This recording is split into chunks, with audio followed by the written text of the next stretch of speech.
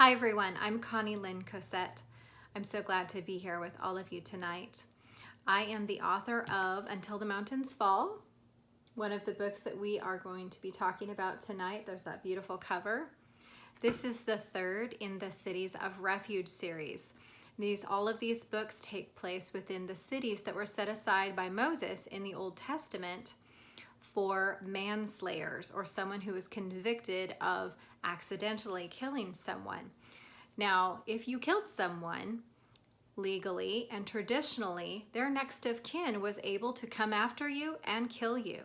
And so God set aside these cities for someone who accidentally killed someone, and they could run to that city, and if they got there on time, they were able to plead for sanctuary and mercy, and then they would be put on trial. And if they were convicted of manslaughter, then they were allowed to stay in the city of refuge for the rest of their life, and they were safe from the next of kin, who's also called the Blood Avenger. And so that intrigued me, which is why I wrote this series. This third book is Rivka's story. And she is the daughter of one of the priests who administrates the city of Kadesh, one of the refuge cities. And so she grew up within this city. And so at the beginning, she's pretty rebellious. She's pretty willful and self-centered. And she's a little bit hard to take.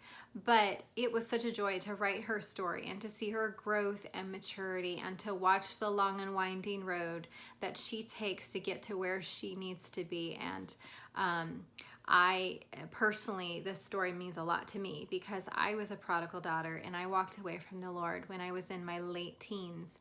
And so even though the details of my story are not the same as Rivka's, a lot of kind of the spirit of rebellion and bitterness and anger and struggles that Rivka went through are my own experiences. So this story means a lot to me, and I know a lot of readers have sent me some wonderful messages about how much it's meant to them, and it reminded them so much of how much our Heavenly Father loves us and the grace and mercy that He affords us. So I hope you get a chance to read it as well. I did say that this is the third book. The first two books are A Light on the Hill and Shelter of the Most High.